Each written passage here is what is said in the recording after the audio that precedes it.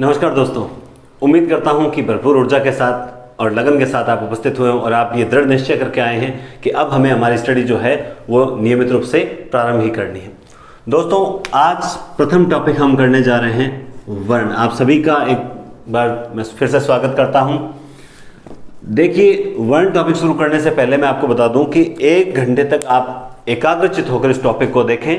अगले 1 घंटे के बाद आप खुद ये निश्चित करना, मूल्यांकन करना कि पूरा टॉपिक आपकी उंगलियों पे है अथवा नहीं।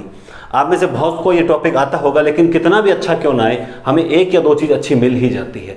बस इसीलिए आप सभी एकाग्रचित होकर और क्रमबद्ध तरीके से इस वीडियो को देखें। देखिए दोस्तों, हिंदी का सबसे पहला प्रश्न होता है कि भाषा की सबसे छोटी इकाई कौन सी होती है? भाषा की सबसे छोटी इकाई क्या है? और जैसे ही हमने ऑप्शन में देखा वर्ण और ध्वनि, फिर अक्षर और फिर हमने रख दिया, मान लो पद रख दिया, ठीक है। लेकिन भाषा की सबसे इतना सरल प्रश्न और हम सीधा वर्ण पे टूट पड़े। अल्ले ओ इतना सरल प्रश्न तो आपा ना हुए और हम वर्ण करके आ गए। और जैसे ही एग्जाम सेंटर से बाहर आते हैं, आते क्या, अल्ले ओ तुम नाव तो ध्वनि हो ही मत, है ना। तो पहले पूरा प्रश्न ही पढ़ ले, पहले पूरा अच्छे से प्रश्न पढ़ लो, आराम से चारों ऑप्शन पढ़ो, फिर उत्तर दो। प्रश्न वही गलत होता है जो सबसे अधिक सरल होता है। कठिन प्रश्न कभी गलत नहीं होता है। तो भाषा की सबसे छोटी इकाई होती है ध्वनि। लेकिन ध्वनि कैसे होती है?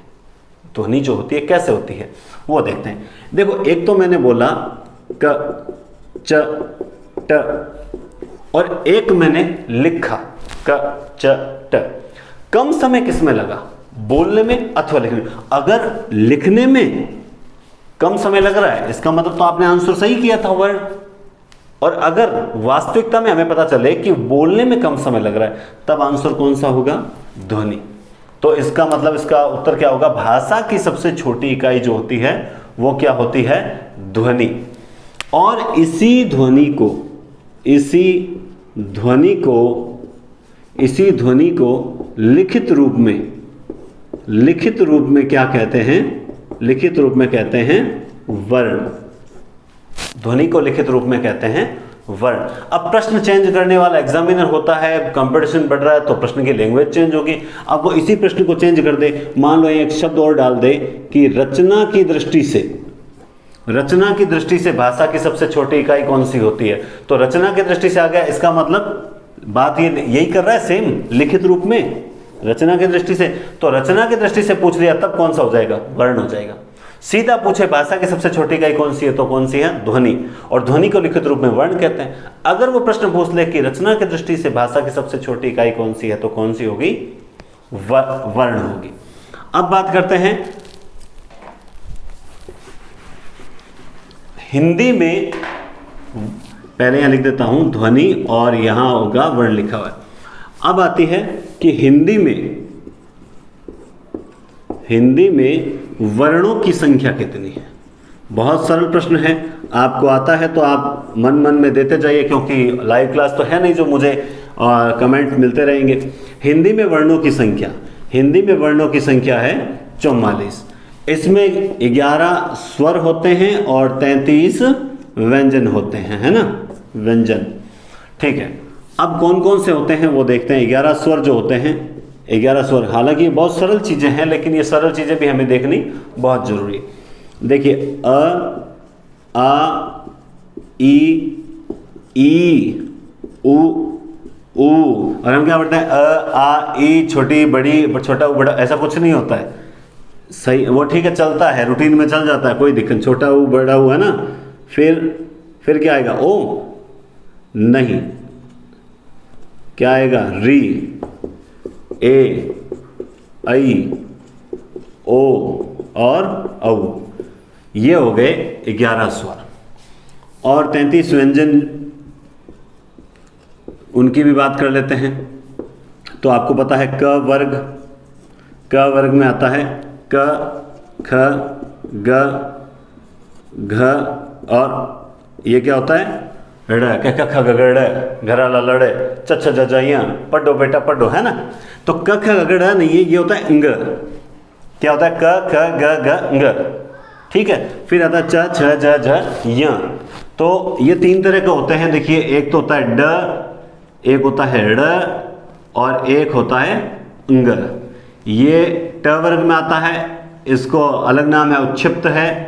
और ये जो है अंग, ठीक है। तीन तरह के होते हैं। तो क ख ग घ अंग। इसी तरह च वर्ग होता है, इसी तरह ट वर्ग होता है, इसी तरह त वर्ग और इसी तरह प वर्ग। तो ये टोटल कितने हो जाते हैं? 25।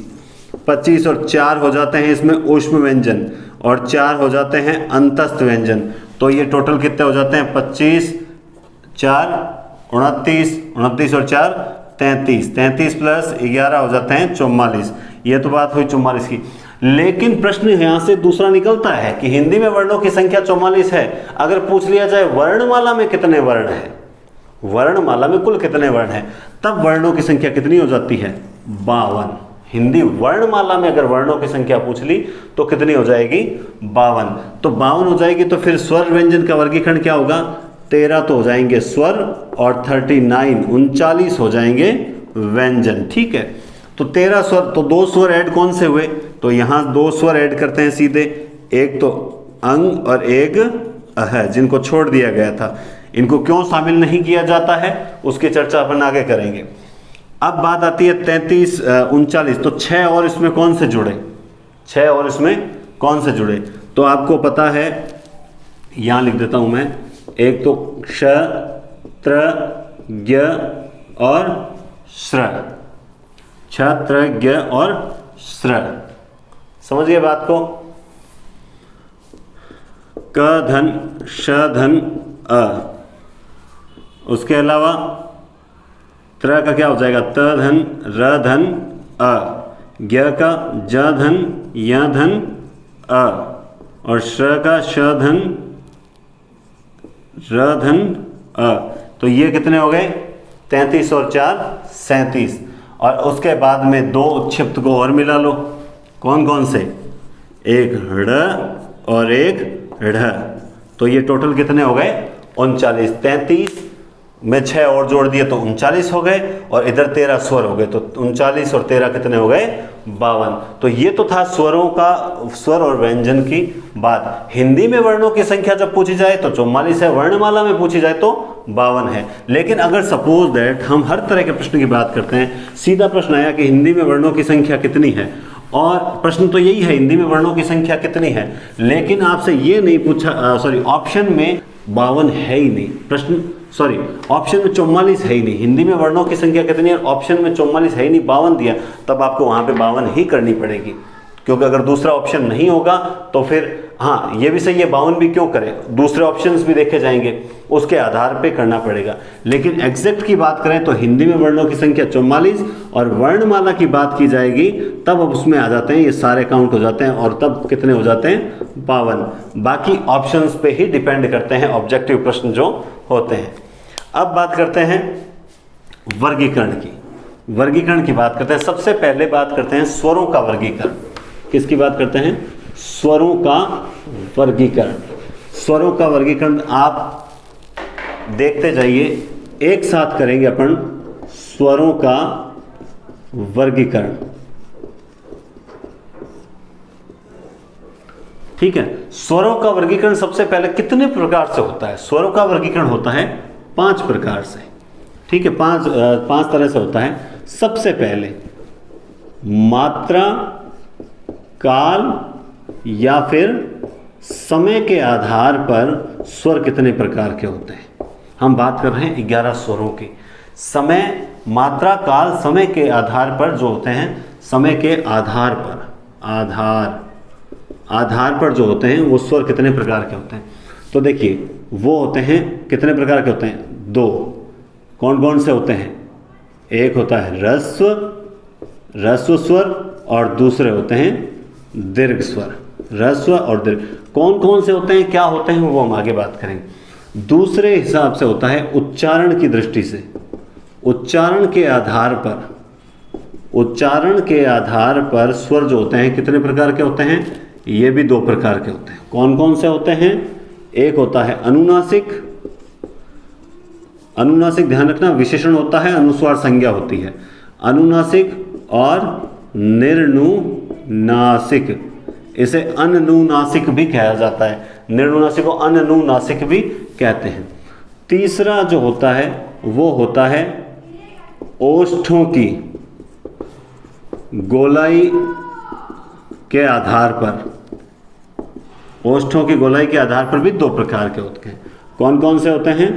वृत्तमुखी पहला, और दूसरा होता है अवृत्तमुखी। वृत्तमुखी और अवृत्तमुखी, आगे इसको क्लियर करेंगे, अपन एक सारणी में से समझेंगे। चौथा होता है, चौथा जीवा की, जीभ, जीवा की स्थिति, जीवा की स्थिति के आधार पर ये जो स्वर होते हैं वो तीन प्रकार के होते हैं। कौन कौन से? अग्र, मध्य और तीसरा होता है पश्च। और फिर पांचवा वर्गीकरण होता है मुखाकृति के आधार पर, मुखाकृति के आधार पर। आप निश्चिंत रहिए, ये मत सोचना मैं फास्ट चल रहा हूं, मैं आराम से एक एक चीज क्लियर करके चलूंगा, ठीक है। ये होते हैं 5 प्रकार से, सॉरी ये होते हैं 4 प्रकार के। पहला होता है संवृत, दूसरा होता है अर्धसंवृत, तीसरा होता है अर्धविवृत और चौथा होता है विवृत, ठीक है। ये अब हम इन पांचों के वर्गीकरण की बात करते हैं। देखिए हमने पढ़ा कि स्वरों का वर्गीकरण जो होता है वो 5 प्रकार से होता है, ठीक है। अब 5 प्रकार से होता है, 5 कौन कौन? सबसे पहला होता है मात्रा, समय, काल के आधार पर स्वर जो होते हैं 2 प्रकार के होते हैं। कौन कौन से होते हैं? ह्रस्व, दीर्घ। उच्चारण के आधार पर भी 2 प्रकार के, अनुनासिक, निर्नुनासिक या अनुनासिक। ओष्ठों की गोलाई के आधार पर भी 2 प्रकार के होते हैं, वृत्तमुखी, अवृत्तमुखी। जीवा की स्थिति के आधार पर 3 प्रकार के, अग्र, मध्य, पश्च। और मुखाकृति के आधार पर भी जो होते हैं 4 प्रकार के, संवृत, अर्धसंवृत, अर्धविवृत और विवृत। अब दोस्तों एक सारणी बनाएंगे अपन, एक सारणी। सबकी अलग अलग सारणियां हैं कि जैसे किताबें अलग अलग होती है, सब अध्यापक भी अलग अलग पढ़ाते हैं, सबका अलग अलग तरीका है, ठीक है। हमने एक सारणी बना ली, नीचे से थोड़ी चपटी रखनी है, ऊपर से थोड़ी चौड़ी, है ना। इस हिसाब से बना के फिर यहां बना दिया हमने एक उल्टा त्रिभुज, बना दिया उल्टा त्रिभुज। अब हमें इन 11 स्वरों को यहां सेट करना है। सबसे पहले त्रिभुज से शुरू कर, अ, ई, ओ रख दिया। उसके बाद अ यहां रखा तो अ यहां बाहर की साइड रख दो, ई यहां रखी तो ई यहां रख दो, ऊ यहां रखा तो ऊ यहां रख दो, है ना। अब बच्चे ए, आई, ओ, औ, तो ई की जाति के हैं इसलिए ए, आई इस साइड रख दो और ओ और औ। अब दोस्तों जो एक अंग्रेजी में जो ना आ न औ के बीच की ध्वनि औ आता है वो भी यहां रखा जाता है। इसके अलावा एक स्वर और जो रह रहा है वो आपको ध्यान में, री। तो अगर इस सारणी में री नहीं रखा जाता है, ठीक है, क्योंकि आजकल री का उच्चारण इसी हिसाब से करते हैं अपन, री करके, तो इसलिए तो फिर भी अगर रखेंगे तो यहां रखेंगे, ये आपको बताना बहुत जरूरी है, ठीक है। अब देखिए इस सारणी में पूरे 5 वर्गीकरण अपन समझते हैं। सबसे इससे पहले है कि मात्रा, काल, समय के आधार पर जो स्वर है वो कितने प्रकार के होते हैं, तो 2, ह्रस्व और दीर्घ। इसमें कैसे समझें? देखो जो सारणी के अंदर है वो ह्रस्व और जो बाहर है वो दीर्घ। अब अंदर कौन से? अ, ई, उ और री, ये 4। तो इन 4 स्वरों को ही एकमात्रिक स्वर कहा जाता है और इन्हें मूल स्वर भी कहा जाता है। ये चारों क्या मूल स्वर है, क्योंकि हमने पहले इनको रखा उसके आधार पर, ठीक है, अ से आ, ऊ से ऊ, है ना। तो ये एकमात्र के मूल स्वर भी कहलाते हैं और ये ह्रस्व। तो जो सारणी के अंदर है वो ह्रस्व और बाहर है वो दीर्घ। सिंपल सी बात है, अंदर है जो ह्रस्व और बाहर है वो दीर्घ। अब बाहर कौन कौन से? आ, औ, ओ, ऊ, ई, ए, ऐ, ये सारे क्या हो जाएंगे? दीर्घ, है ना। क्लियर है? आगे चलते हैं, इसको छोड़कर उच्चारण नीचे आओ। ओष्ठों की गोलाई के आधार पर वृत्तमुखी और अवृत्तमुखी। अब देखो, यानी ऐसे स्वर जिनका उच्चारण करते समय हमारा मुख जो है वो वृत्त के समान गोल हो जाता है, तो वो सिर्फ यही स्वर हैं। कौन कौन से हैं? ये स्वर, ऊ, ऊ, ओ, औ, ये 4 स्वर, ये 4 स्वर हैं वृत्तमुखी। तो इन पे हमने भी बना दिया एक वृत्त, और वृत्त जो वृत्त के अंदर आए वो वृत्तमुखी, जो बाहर रह गए वो अवृत्तमुखी। अब बाहर कौन से रह गए? ई, ए, ऐ, अ और आ, ये अवृत्तमुखी, और जो वृत्त के अंदर आ गए वो वृत्तमुखी। वृत्त के अंदर कौन कौन से? उ, ओ, औ, है ना, तो ये 4 आ गए। बात क्लियर हो गई। रटना क्यों है? हमें रटना है ही नहीं। दीर्घ स्वर कौन से होते हैं, ह्रस्व कौन से होते हैं, वृत्तमुखी कौन से, अवृत्तमुखी। सारणी दिमाग में सेट कीजिए। देखिए, घर के अंदर अलमारी होती है, अलमारी के अंदर हम कपड़े ऐसे ही, कपड़े मतलब जो भी चीज़ होती है वो ऐसे ही नहीं फेंकते हम। जो उसके अंदर जो बॉक्स होते हैं, उस बॉक्स के अंदर एक एक चीज़ को सेट करके रखते हैं, ताकि जब हमें कहीं कभी ज़रूरत हो तो हम तुरंत वहाँ से चीज़ निकालें। और एक साथ फेंक दोगे तो क्या होगा? ढूंढने में टाइम लगेगा। तो आप इनको रटो मत, दिमाग में ऐसे ही मत फेंको एक दूसरे के बाद, है ना। एक सारणी से सेट कीजिए और फिर दिमाग में सेट कीजिए सारणी, वृत्तमुखी और अवृत्तमुखी। अब क्या आता है? जिह्वा की स्थिति के आधार पर 3 प्रकार के स्वर होते हैं, अग्र, मध्य, पश्च। सिंपल सी बात है। उम्मीद करता हूँ सारणी आपको दिखाई दे रही होगी, और नहीं दे रही होगी तो मैं मिटा देता हूँ। देखिए, आपको जहाँ तक ध्यान में, अब हम लिखते हैं ये अग्र, ये मध्य और ये पश्च। अग्र, मध्य, पश्च, ये 3। ठीक है। अब देखो, सबसे पहले आप मध्य को पकड़ो। मध्य में कौन सा आया? अ, केवल अ। ये उदासीन है, इस अ को उदासीन स्वर कहा जाता है, और ये सबसे मध्य में आता है। यानी अ बोलते समय जीभ में कोई हलचल नहीं होती, ऐसा लगता है जीभ के मध्य से इसकी, हालांकि अंदर से आती है, लेकिन ऐसा लगता है कि जीभ का मध्य भाग सक्रिय रहता है। इसमें अग्र। अब जो मध्य के इस साइड बच्चे, वो अग्र के आ जाएंगे, ये 2 बहनें और ये 2 जीजा जी कह दो, है ना, ई, ए, ऐ। और पश्चिम में कौन से आ गए? उ, ओ, औ, ये सारे पश्चिम। आप तो मध्य को पकड़ लो, उस साइड वाले अग्र, इस साइड वाले पश्चिम, बस। और आपको पता है कि उस साइड कौन से रखना है, इस साइड कौन से रखना है, ये आपको पता है, अच्छे से दिमाग में सेट है। तो अब क्लियर हो गया। मात्रा, काल, समय के आधार पर ह्रस्व और दीर्घ होते हैं, ह्रस्व अंदर वाले, दीर्घ बाहर वाले। वृत्तमुखी, जो वृत्त के अंदर 4 आ गए वो वृत्तमुखी, बाकी बचे जो अवृत्तमुखी। जिह्वा की स्थिति के आधार पर अग्र, मध्य, पश्च, तो मध्य पकड़ लिया, उस साइड वाले अग्र, इस साइड वाले पश्च हो गए। अब आता है मुखाकृति के आधार पर जो होता है वो स्वर कितने प्रकार के होते हैं। ठीक है। तो देखिए, इसमें अच्छा यहाँ से मिटा देता हूँ थोड़ा सा। ठीक है। तो अब जो अगर हम अग्र, मध्य, पश्च करेंगे वो स्वर एकदम ढंग से देखिए। यहां मैं लिख देता हूं, ये 4 लाइनें हैं, यहां 4 लाइनें। सबसे पहले यहां लिख देता हूं समृद्ध, फिर यहां लिख देता हूं अर्ध समृद्ध, फिर यहां लिख देता हूं अर्ध विवृत, और ये हो जाएगा विवृत। ठीक है। अब इन शब्दों का अर्थ की परिभाषा में उलझते हैं, परिभाषा याद करके फिर वर्ण याद करने की, स्वर याद करने की कोशिश करते हैं।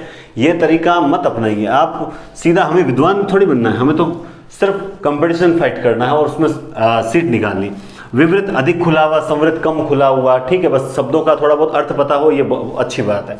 देखिए, अब आपको सबसे पहले देखना है कि समृद्ध जहां हमने लिखा उसके सामने कौन कौन से स्वर आ रहे हैं। उसके सामने ये 2 बहनें और ये 2 भाई आ रहे हैं। कौन कौन से? ई, ई, उ, ये आ रहे हैं समृद्ध के अंदर। जो ऊपर वाली लाइनें हैं इनमें, त्रिभुज की भी ऊपर वाली लाइन और इस पूरे वृत्त की भी, सॉरी वर्ग की भी है ना। तो ई, ई, उ, ये तो हो जाए समृद्ध। अर्ध समृद्ध में आ रहा है एक तो ए और एक सीधा इस साइड ओ, ए और ओ। अर्ध विवृत में आ रहा है ए, अ और ओ, ए, अ, ओ, ए, अ, ओ, ए, अ, ओ, ये हो गए अर्ध विवृत। और विवृत में आ, देखिए विवृत यानी अधिक खुला हुआ, मुंह पूरा खुल जाता है। इसीलिए जब बच्चे को हम घर में कोई भी चीज खिलानी होती है तो बच्चों क्या कहते हैं, बेटा आ करो। कभी कहा बेटा ई करो, ऊ करो, ए करो, नहीं कहा ना। इसका मतलब विवृत में जितना मुंह खुलता है ना वो अधिकतम खुल जाता है। यहां दर्द होने लगता है, ये अंतिम छोर होता है। इससे अधिक मुंह नहीं खुलेगा, वरना खुला को खुला रह सकता है। आप जो भी रिस्क लो अपनी जिम्मेदारी पे ले, मैं नहीं कह रहा। विवृत अ है ना, विवृत आ, और उसके बाद थोड़ा थोड़ा कम खुलता है। ये 5 वर्गीकरण। फिर देखो, मात्रा, काल और समय के आधार पे स्वर 2 प्रकार के, ह्रस्व और दीर्घ। सारणी के अंदर जो ह्रस्व, बाहर वो दीर्घ। अंदर कौन से? अ, इ, उ, री, ये 4 हैं। उसके बाद पूछा ओष्ठों की गोलाई वृत्तमुखी अवृत्तमुखी, वृत्त कहाँ बनाया था? 4 वर्णों के स्वरों के ऊपर बनाया था, बाकी बच्चे जो अवृत्तमुखी। जीवा की स्थिति मध्य पकड़ो, मध्य में अ है, उधर वाले अग्र इधर वाले पश्च, कौन कौन से हैं वो सारणी दिमाग में सेट करो, कॉपी में बनाओ, 1 बार 2 बार 3 बार 4 बार बनाओ, जब तक याद ना हो जाए तब तक बनाइए, कोई दिक्कत नहीं। उसके बाद मुखाकृति, मुखाकृति में हमने बनाया था, देखिए 4 लाइनें, 1 2 3 4, संवृत अर्धसंवृत अर्धविवृत विवृत, यानी सबसे टॉप पे संवृत और सबसे नीचे विवृत, विवृत के पास अर्धविवृत, संवृत के पास अर्धसंवृत। और कौन कौन से हैं? संवृत में ई उ ऊ, और अर्धसंवृत में ए और ओ, अर्धविवृत में ए अ ओ, और विवृत में अकेला आ। तो ये जो चीज है वो हो गई क्लियर। अब बात पूछी जाती है कि उच्चारण के आधार पे अनुनासिक और निर्नुनासिक ऐसे कौन से स्वर हैं जो नाक से बोले जाते हैं? नाक से एक भी स्वर नहीं बोला जाता है, तो वे 11 के 11 स्वर अनुनासिक हैं, 11 के 11 स्वर निर्नुनासिक। क्यों? क्योंकि अगर किसी भी स्वर के ऊपर ये जो 11 स्वर लिखते हैं आ ई उ है ना, तो अगर इन पे आप चंद्रबिंदु लगा दोगे, जिसे चंद्रबिंदु कहते हैं अपन, है ना, तो अनुनासिक हो जाएंगे, और हटा दो तो क्या हो जाएंगे? निर्नुनासिक हो जाएंगे। तो 11 के 11 अनुनासिक हैं और 11 के 11 ही क्या है? निर्नुनासिक, अनुनासिक और निर्नुनासिक। तो ये है स्वरों का वर्गीकरण। सारणी आप अच्छे से बना लो, और सारणी अगर सेट हो गई तो याद रखना आपके स्वर में कहीं कोई दिक्कत नहीं आएगी, आपको पता होगा कौन सा स्वर किस श्रेणी के अंदर रखा जाता है। ये बहुत इंपॉर्टेंट बात है, मतलब एक छोटी सी बात है, और जब तक नहीं समझ आए तब तक ये टॉपिक ही बहुत बड़ा है, और ये टॉपिक आ जाता है तो अपना काफ़ी कॉन्फिडेंस भी बढ़ता है। अब देखो एक आता है क्या नाम है उसे, जाति के आधार पर भी स्वरों को बांटा है। हरदेव बारी की किताब में भी है, कुछ किताबों में दिया हुआ है। जाति के आधार पर भी 2 प्रकारों में बांटा है, एक सजातीय और दूसरा विजातीय। 11 स्वरों को जाति के आधार पर भी बांटा गया है, सजातीय और विजातीय। अब क्या है सजातीय? एक ही जो उच्चारण स्थान होता है, एक ही स्थान से उच्चरित होने वाले सजातीय, अलग अलग स्थानों से उच्चरित होने वाले विजातीय। परिभाषाओं में मत उलझिए। देखिए सजातीय यानी अ आ ई उ ये सजातीय हो गए, और विजातीय अ ई उ ये विजातीय हो गए। बस जाति के आधार पर, बस आपको तो ये ध्यान रखना, जाति के आधार पर कितने प्रकार के होते हैं? 2 प्रकार के, सजातीय और विजातीय। ठीक है, तो ये हो गए आपके स्वर। स्वर में कोई दिक्कत नहीं आनी चाहिए। आप इस वीडियो को अगर एक बार नहीं समझ आए तो एक बार कंप्लीट देखते चलिए, आप फॉरवर्ड बैक मत किए, एक बार मेरे साथ साथ चलते जाइए। अब बात करेंगे हम वर्णों के वर्गीकरण की। सीधा एक बार वर्णों का वर्गीकरण करेंगे, पूरे के पूरे हम बात करेंगे 44 वर्णों की। यह भी बहुत इंपॉर्टेंट है, और यहां से प्रश्न बनता ही बनता है। और जिनका ये टॉपिक ये रटे हुए हैं, रटे हुए का मतलब है एकदम मतलब क्लियर है टॉपिक, उनका ये प्रश्न कभी गलत नहीं होता। वरना बड़े से बड़ा विद्वान भी गलत कर सकता है, बिल्कुल कर सकता है। अगर वो टॉपिक सेट नहीं, रटा हुआ है, रटाफिकेशन है, तो एग्जामिनर बड़े स्मार्ट होते हैं, वो क्वेश्चन को इस हिसाब से बनाते हैं कि हम उसकी जो गलती होती है पकड़ नहीं पाते हैं। देखिए वर्णों का वर्गीकरण 2 प्रकार से होता है। टोटल हम 44 वर्णों की बात करें। एक होता है घोष, गूंज, घोष या फिर गूंज के आधार पर वर्ण कितने प्रकार के होते हैं? तो वो होते हैं 2। कौन कौन से? सघोष और दूसरा होता है अघोष। सघोष और अघोष, ठीक है। और एक होता है प्राणवायु, प्राणवायु या श्वास वायु के आधार पर, श्वास वायु के आधार पर जो है वो वर्ण कितने प्रकार के होते हैं? 2 होते हैं, एक अल्प प्राण और दूसरा होता है महाप्राण।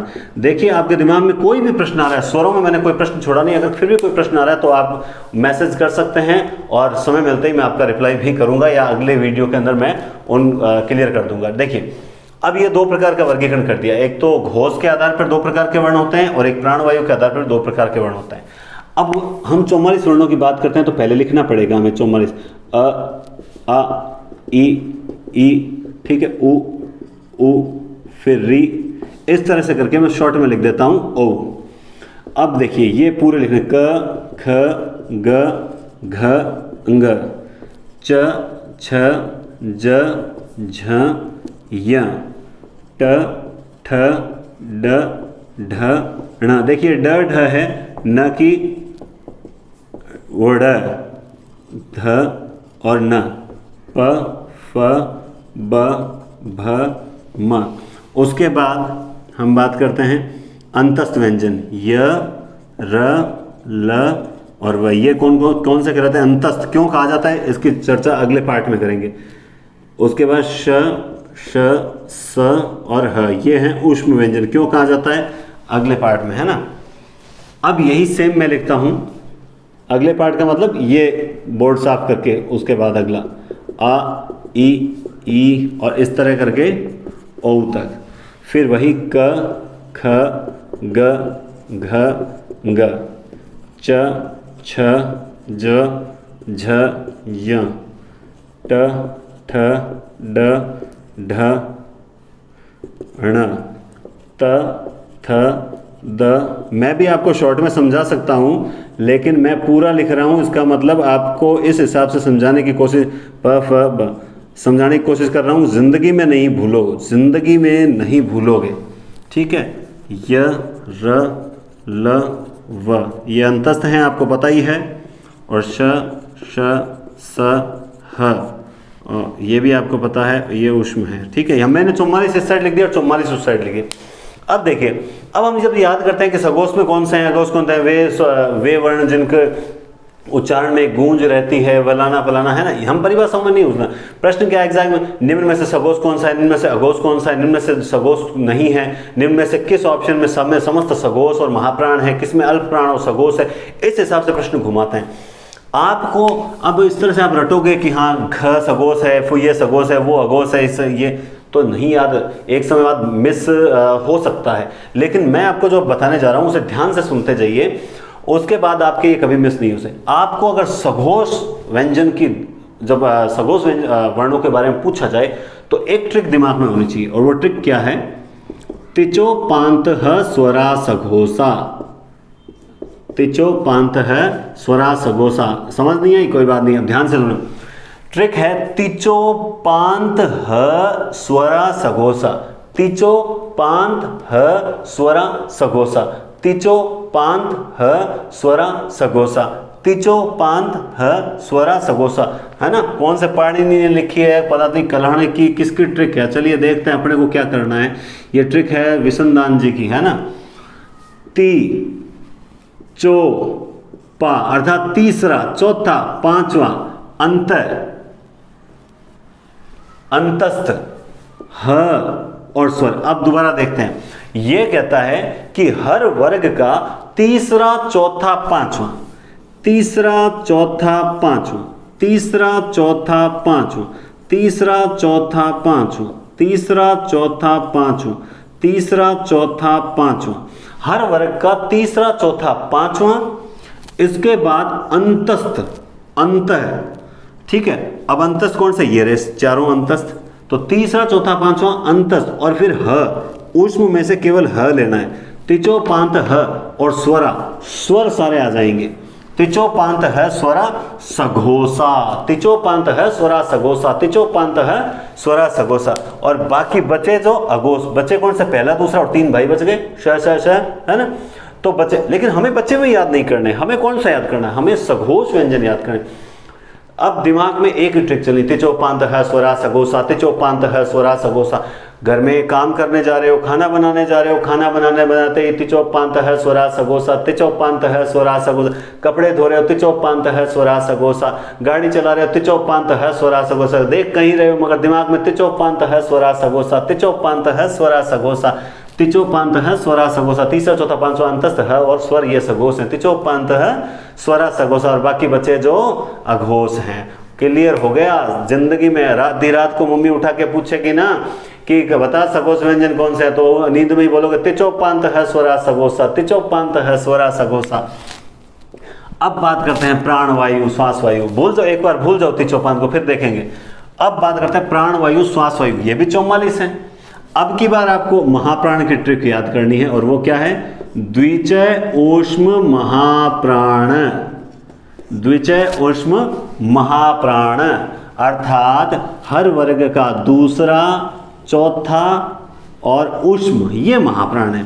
तो हर वर्ग का दूसरा, चौथा, दूसरा, चौथा, दूसरा, चौथा, दूसरा, चौथा, दूसरा, चौथा, हर वर्ग का दूसरा, चौथा ऊष्म व्यंजन, ये ऊष्म, ये ऊष्म व्यंजन, ये क्या है? महाप्राण है। और बाकी बचे जो अल्पप्राण, बचे कौन से? पहला, तीसरा, पांचवा अंतस्वर स्वर, यानी 135 अंतः स्वरा। लेकिन ये याद नहीं करनी है, ये याद नहीं करनी, आपको तो याद करनी है द्विचय ऊष्म महाप्राण, द्विचय ऊष्म महाप्राण। जैसे ही पूछा कि सगोस व्यंजन में तिचोपांत है स्वरा सगोसा, तिचोपांत है स्वरा, तिचोपांत है स्वरा सगोसा, तिचोपांत है स्वरा सगोसा, तिचोपांत है स्वरा। महाप्राण कौन सा? द्विचय ऊष्म महाप्राण, द्विचय ऊष्म महाप्राण, द्विचय ऊष्म महाप्राण। अगर बच्चा बदमाशी कर रहा, थप्पड़ भी लगा रहे हो तो भी द्विचय ऊष्म महाप्राण। ट्रिक चलनी चाहिए दिमाग में, एनी टाइम चलनी चाहिए ट्रिक। तिचोपांत है स्वरा सगोसा। एक शब्द होता है एजुकेशन, एक शब्द होता है एंटरटेनमेंट, और जब दोनों को मिला दिया जाए तो बनता है एजुटेनमेंट, अर्थात मनोरंजन शिक्षा के साथ, या शिक्षा के साथ मनोरंजन नहीं, मनोरंजन के साथ शिक्षा, है ना, मनोरंजन के साथ शिक्षा करें। मतलब हर काम करते समय एक दिमाग में चलनी चाहिए, पूरा टॉपिक चलना चाहिए। टॉपिक कब चलेगा? जब टॉपिक को आपने एकदम अच्छे से खोल कर क्लियर कर लिया हो, तब आपके दिमाग में टॉपिक चलेगा। तिचोपांत है स्वरा सगोसा, तिचोपांत है स्वरा सगोसा, द्विचय ऊष्म महाप्राण।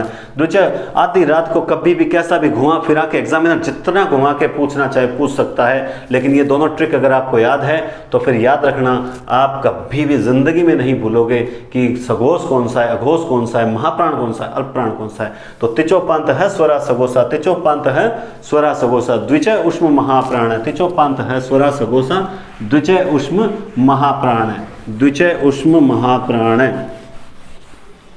ठीक है, तो अब ये मैं मिटा देता हूं वर्णों का वर्गीकरण, वर्णों का वर्गीकरण मैं मिटा देता हूं। अब बात करेंगे हम पूरे वर्णों के बारे में, किस वर्ण को किस नाम से जाना जाता है। तो देखिए, सबसे पहले क से लेकर म तक, क से लेकर म तक इनको कहा जाता है स्पर्श व्यंजन। परिभाषाओं में मैं नहीं उलझता, न आप उलझें। स्पर्श व्यंजन कहा जाता है, स्पृष्ट व्यंजन कहा जाता है, ठीक है। इसके अलावा स्फोटात्मक ध्वनियाँ कहा जाता है, स्फोटात्मक ध्वनियाँ, क्योंकि शोरगुल करती है ना, स्फोटात्मक ध्वनियाँ कहा जाता है। स्पर्श व्यंजन, स्पृष्ट, ठीक है। ये होते हैं, टोटल कितने होते हैं? 25 होते हैं। क से लेकर क वर्ग 5 वर्ग होते हैं, पचम 25, ठीक है। इन्हें स्पर्श, क्योंकि इनका उच्चारण करते समय मुख का कोई न कोई भाग अवश्य स्पर्श होता है, इसलिए इन्हें स्पर्शात्मक व्यंजन भी कहा जाता है। उसके बाद आता है य, र, ल और व, जिनका सही क्रम होता है य, व, र, ल। आप में से किसी के दिमाग में प्रश्न आया होगा कि सर इसका सही क्रम क्या होता होगा, इस सर से पूछेंगे तो, है ना, य, व, र, ल होता है। अब देखिए, इनको कहा जाता है अंतस्थ, अंतस्थ व्यंजन कहा जाता है, ठीक है, अंतस्थ व्यंजन कहा जाता है। अब क्यों कहा जाता है? परिभाषा में अंतःस्थल से निकलने वाली ध्वनियों का अंतर। आपको क्या करना है? परिभाषा को एग्जैक्ट याद करके, कहीं रिटर्न एग्जाम थोड़ी, यवरल या यरलव जो है वो अंतस्थ व्यंजन कहलाते हैं। इसके 4 भाग होते हैं। इसके अंतस्थ व्यंजन कितने प्रकार के होते हैं? वो 4 प्रकार के। पहला होता है य और व, दूसरा होता है र, तीसरा होता है, सॉरी 3 होते हैं वेद, 4 नहीं होते हैं, 3 होते हैं, य, व, र और ल, ठीक है। देखिए, इनको कहा जाता है य अर्धस्वर, अर्धस्वर कहा जाता है। य और व को अर्धस्वर के नाम से जाना जाता है। क्यों कहा जाता है अर्धस्वर? क्योंकि लिखने में क्या होता है, लिखने में जैसे हम बोलते हैं रेडियो, लेकिन हम क्या लिखते हैं? रेडियो लिखते हैं, ठीक है। कछुआ बोलते हैं, लेकिन लिखते क्या? कछुआ। क्या बोलते हैं? कछुआ। रेडियो, कछुआ। हलवा, हलवा नहीं, क्या होता है? हलवा होता है। रेडियो, कछुआ। तो बोलने में तो य और व आता है, लेकिन लिखने में क्या आता है? स्वर आ जाते हैं, आ, ओ आ जाता है। तो इसलिए इनका खुद की जो जब भी लड़ाई स्वरों से होती है तो ये अपने स्थान पर टिक नहीं पाते, और ये आधे क्या है? स्वरों की तरह बोले जाते हैं, इसलिए इनको क्या कहा जाता है? अर्धस्वर कहा जाता है, ठीक है। र को कहा जाता है लुंठित, प्रकंपित या फिर कंपन जात, लुंठित, प्रकंपित या फिर कंपन जात।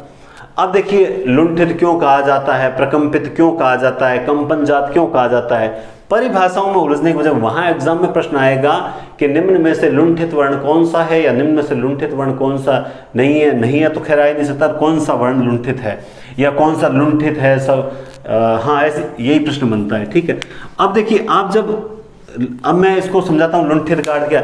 जब आप र का उच्चारण करते हो तो जीभ का जो ऊपर वाला नोक वाला हिस्सा होता है वो कहीं ना कहीं थोड़ा बहुत कंपन करता है, र र र, है ना।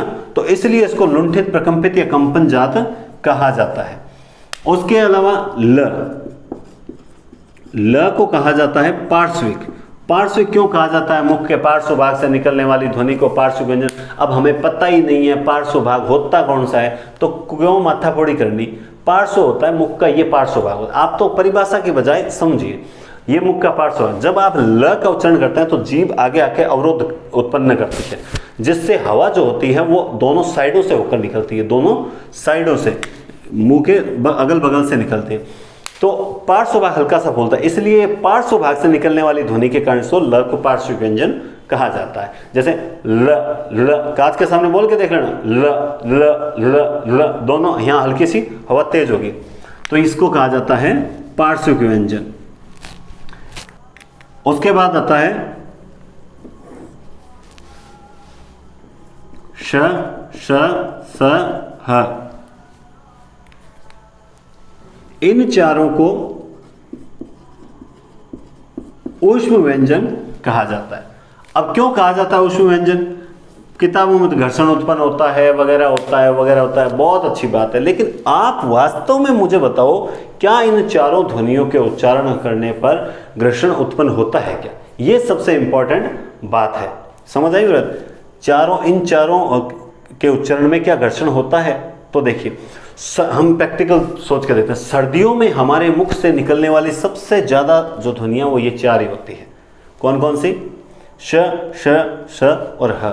जब सर्दी लगती है तो सी सी सी सी सी, सी करते हैं, कभी क क क मम च च च ऐसे ट ट है ना, और कोई व्यंजन यूज नहीं करते हैं। तो इसलिए कहीं ना कहीं घर्षण तो उत्पन्न होता है, और जब होता है तो इसका मतलब इसका नाम जो रखा गया है ऊष्म व्यंजन वो बिल्कुल सही रखा गया है।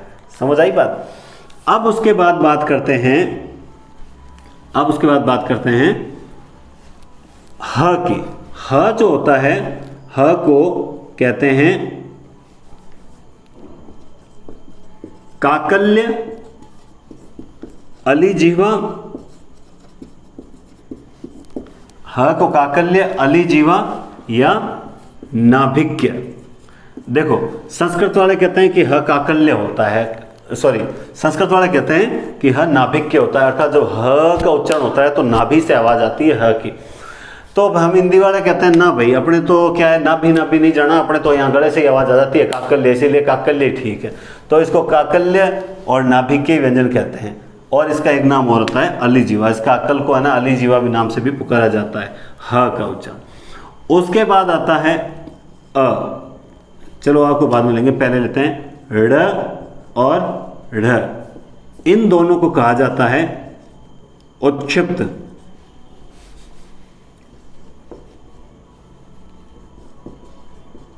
उच्छिप्त व्यंजन। इनका एक नाम और भी है, वो है ताड़न जात। उच्छिप्त और ताड़न जात। उच्छिप्त का अर्थ होता है फेंका हुआ, ठीक है, उच्छिप्त का अर्थ होता है फेंका हुआ। ताड़न जात जब फेंका हुआ था, जब ड़ का उच्चारण करते हो तो जीभ जो होती है वो बाहर की ओर फेंकती है, ढ़ ढ, है ना। तो इसको फेंके हुए व्यंजन कहा जाता है, ताड़न जात या फिर फेंका हुआ व्यंजन कहा जाता है। किसको, ड़ और ढ को ताड़न जात या फेंका हुआ व्यंजन कहा जाता है। उसके बाद जो होती है अंग और अह, इनको अयोगवाह ध्वनियां कहते हैं। अयोगवाह ध्वनियां कहा जाता है। देखिए क्यों कहा जाता है, देखो ये अंग क्या है, वास्तव में एक बिंदी तो है, और अह क्या है, दो बिंदियां ही तो है, और क्या है, अर्थात इनका स्वतंत्र अस्तित्व नहीं है, ठीक है, स्वतंत्र अस्तित्व नहीं है। इसलिए क्या है कि ये जब भी आते हैं स्वरों के साथ ही आएंगे, इसलिए इनको क्या कहा जाता है, अयोगवाह। जिनका स्वतंत्र अस्तित्व नहीं होता, सदा स्वरों के साथ प्रयुक्त होते हैं, वो क्या कहलाएंगे, अयोगवाह ध्वनियाँ कहलाएंगे। जैसे अब मैं बताऊँ, ये जो य और व है, य और व जो है ये संघर्षहीन व्यंजन है। इनका एक नाम और आता है संघर्षहीन व्यंजन। कोई चीज़ रह जाए, अगर कोई नाम मिस हो जाए तो आप देख लीजिएगा, अगली बार बता दीजिएगा कि सर आपने ये चीज़ नहीं बताई।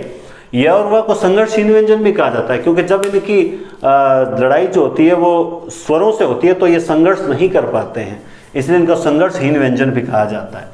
इसके बाद अ की बात करते हैं। अ जो होता है उदासीन स्वर है, मतलब एक व्यक्ति जिसे बाकी कोई उच्चारित नहीं करना, कोई वर्ण को उच्चारित करना नहीं है, उच्चारण करना नहीं है, फिर भी वो अगर अंदर से ध्वनि निकलेगी तो अ की ध्वनि तो निकलेगी नहीं, उदासीन स्वर है, ये तो ऑटोमेटिकली आएगा बाहर अ, ठीक है। इसके अलावा अगर हम बात करें तो देखिए क और ख, ग, ज और फ, इन सब के जो नुक्ता है, जो बिंदी लगती है इसे नुक्ता कहते हैं। और एक ये अंग्रेजी से आया हो, ये सारे क्या हैं, आगत व्यंजन हैं, जो अरबी फारसी से, और ये आ जो है अंग्रेजी से, आगत व्यंजन कहलाते हैं। ये दूसरी भाषाओं से हिंदी के अंदर आए हैं। क, ख, ग, इनमें हल्का सा नुक्ता होती है ना, वो वर्ण में कंपन पैदा करता है, व्यंजन में कंपन पैदा करता है। क, ख, ग, ज, फ, ठीक है। तो ये हो गए सारे वर्णों के नाम। अब कुछ रह तो नहीं रहा है। इसके अलावा हमने वो क्षत्रज्ञ और श्र का वर्गीकरण हमने उस वक्त वहीं पर भी कर लिया था, ठीक है, जिनको क्षत्र, ज्ञ और श्र, इनको क्या बोला जाता है, संयुक्त व्यंजन, संयुक्त व्यंजन बोला जाता है। और जो ये पांचों ध्वनियां हैं ण, न और म, इनको नासिक्य, नासिक्य ध्वनियां बोला जाता है, नासिक्य व्यंजन है ये, ठीक है। नासिक्य ध्वनियों की जगह व्यंजन लिख देते हैं, व्यंजन, नासिक्य व्यंजन। तो ये लगभग वर्गीकरण हो गया। कोई एक आध अगर रह जाए तो मैं अगली वीडियो में ज़रूर बता दूंगा। तो स्पर्श व्यंजन कौन से होते हैं, अंतस्थ कौन से होते हैं, ऊष्म कौन से होते हैं। अंतस्थ के अंदर भी र को लुंठित प्रकंपित कहा जाता है, ये पार्श्विक होता है, ल होता है, ठीक है। एक एक चीज अगर सेट दिमाग में करके चलोगे तो याद रहेगी। स्पर्श व्यंजन क से लेकर मां तक, अंतस्थ कौन कौन से होते हैं, क्या सही क्रम है, लुंठित किसे कहा जाता है, पार्श्विक लुंठित र को कहा जाता है, प्रकंपित र को कहा जाता है, पार्श्विक ल को कहा जाता है, ठीक है। ताड़न जात किसे कहा जाता है, ठीक है। कंपन जात र है, ताड़न जात कौन से हैं, ढ़ ढ, ये ताड़न जात हैं, ठीक है। इसके अलावा अंग और है क्या, अयोगवाह ध्वनियां हैं। अ जो है उदासीन स्वर है, ठीक है। और क, ख, ग, ज, फ, ये क्या है, ये आगत व्यंजन है। ह क्या है, काकल्य है, अलिजीवा है, नाभिक्य है। एक एक चीज क्लियर होनी चाहिए, ठीक है। ऊष्म व्यंजन में श, श, ह क्यों कहा जाता है ये आपको बता दिया। तो आपको अगर इस तरह से पूरा टॉपिक क्लियर है तो फिर कहीं दिक्कत नहीं आती। अब प्रश्न जो आते हैं एग्जाम में, 15 प्रश्न आपको करवाऊंगा आगे, कि प्रश्न कितना घुमा के वो पूछ सकता है, किस हिसाब से पूछ सकता है, वो अगले वीडियो में शुरू होने से पहले, अगला जो टॉपिक शुरू होगा उससे पहले इस पूरे वन टॉपिक के 5 क्वेश्चन होंगे, 15 क्वेश्चन होंगे। 15 क्वेश्चन पे प्रैक्टिस करके फिर हम आगे अगला टॉपिक लेंगे।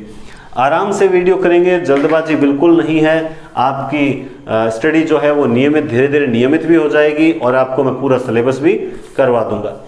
अब देखिए उच्चारण स्थान, उच्चारण स्थान मैं जहां तक पूरी कोशिश करूंगा कि कोई भी चीज छूटे नहीं, फिर भी अगर कोई स्लिप ऑफ माइंड हो जाती है तो वो हम अगले वीडियो में जरूर ले लेंगे, ठीक है। आपको दूसरे टॉपिक में चलते चलते मैं आपको बता दूंगा। और मैं रिवाइज ये भी करवाता चलूंगा कि सघोष व्यंजन कौन से होते हैं, तिचोपांत स्वरा सघोषा, तिचोपांत स्वरा सघोषा। ऊष्म व्यंजन महाप्राण व्यंजन कौन से होते हैं, द्विचय ऊष्म महाप्राण, द्विचय ऊष्म महाप्राण। इसी तरह से अब पूरा ट्रिक ही चलेगा। देखिए सबसे पहला जो है अकह विसर्ग कंठाराम, पहली यानी कंठ से बोले जाने वाले वर्ण कौन कौन से हैं। तो ये कहता है अ, आ, क वर्ग, अ, आ, क वर्ग, ह और विसर्ग, ये सारे कहाँ से बोले जाते हैं, वो कंठ से बोले जाते हैं। तो ट्रिक क्या है, अकह विसर्ग कंठाराम, अकह विसर्ग कंठाराम, अकह विसर्ग कंठाराम, अकह। हमें संस्कृत की ट्रिक ऐसा नहीं, उच्चारण स्थान वैसे ही होना चाहिए, बिल्कुल शुद्ध उच्चारण, कोई जरूरी नहीं, आपको ट्रिक याद करनी है। अकह विसर्ग कंठाराम, अकह विसर्ग कंठाराम। दूसरा ईचू यसानाम तालु, ईचू यसानाम तालु, ये क्या कहती है? ई च वर्ग और य और श संकर, ईचू यसानाम तालु। अकह विसर्ग कंठाराम ईचू यसानाम तालु, ईचू यसानाम तालु, ईचू यसानाम तालु, ईचू यसानाम तालु। साफ साफ ट्रिक खुद करिए, ई च य श, ईचू यसानाम तालु, ये तालव्य वर्ण है। परिभाषाओं में उलझने के बजाय पूरे टॉपिक को दिमाग में सेट कीजिए। ईचू यसानाम तालु। उसके बाद रिर, देखो री री र टू र, तो रिर टुर, रिर टुर, रिर टुर। षटकोण शाणाम, रिर टुर शाणाम मूर्धा, रिर टुर शाणाम मूर्धा। मेरे साथ बोलते भी चलिए, आपको अगर टॉपिक आता है अच्छी बात है, जिनको नहीं आता है जो एकदम फ्रेशर है वो बोलते चलिए।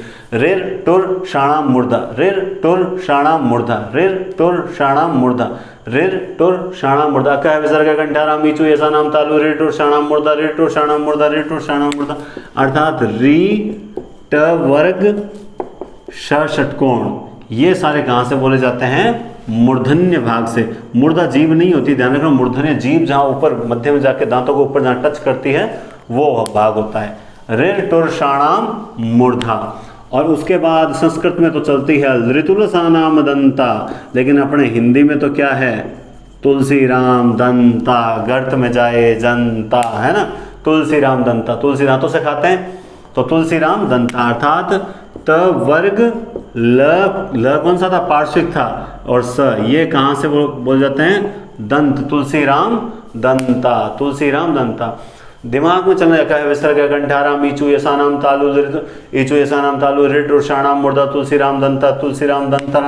उपनामो ओष्ठो, उपनामो ओष्ठो, अर्थात उ प वर्ग और बस ये ओष्ठ है वर्ण, होठ से।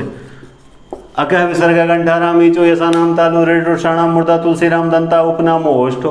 उ प वर्ग जो है वो ओष्ठ से बोल जाते हैं। उसके बाद ए देतो कंठ तालु, ए देतो कंठ तालु, अर्थात ए और जो ऐ है वो कंठ और तालु से बोले जाते हैं। कहाँ से बोले जाते हैं? कंठ और तालु से। और ओ देतो कंठोष्ठ, ओ देतो कंठोष्ठ, अर्थात ओ और औ कंठ ओष्ठ, ओ देतो कंठोष्ठ में और व केवल दंतोष्ठ में, व केवल दंतोष्ठ में।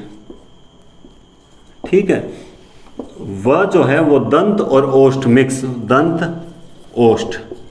अब इसको देखो थोड़ा सा सेट करना है। कंठ से बोले जाने अकह विसर्ग कंठाराम ईचू यसानाम तालु, तालव्य से ईचू यसानाम तालु, मूर्धन्य रिर टुर शाणाम मूर्धा, रिर टुर शाणाम मूर्धा, रिर टुर शाणाम मूर्धा, रिर टुर शाणाम मूर्धा, रिर टुर शाणाम मूर्धा, तुलसी राम दंता, तुलसी राम दंता। शर्म करोगे बोलने से तो याद भी नहीं होगी, शर्म तो करनी नहीं है। अकह विसर्ग कंठाराम, अकह विसर्ग कंठाराम ईचू यसानाम तालु, रिर टुर शाणाम मूर्धा, तुलसी राम दंता, उपनाम ओष्ठ, ए दे तो कंठ तालु, ओ दे तो कंठोष्ठ, वह केवल दंतोष्ठ में। पूरी ट्रिक बना रखी है। आगे एक लाइन और आएगी, वो बाद में बताऊंगा।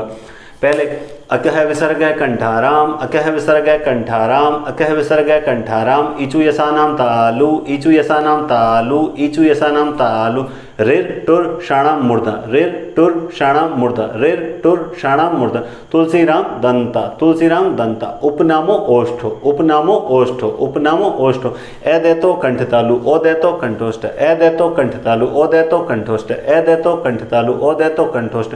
और वह केवल दंतोष्ठ में, वह केवल दंतोष्ठ में। और पंचमाक्षर अनुस्वार है, पंचमाक्षर अनुस्वार है नासिका, पंचमाक्षर अनुस्वार है नासिका, अर्थात हर वर्ग का पांचवा अक्षर, हर वर्ग का पांचवा अक्षर और अनुस्वार जो है वो नासिका।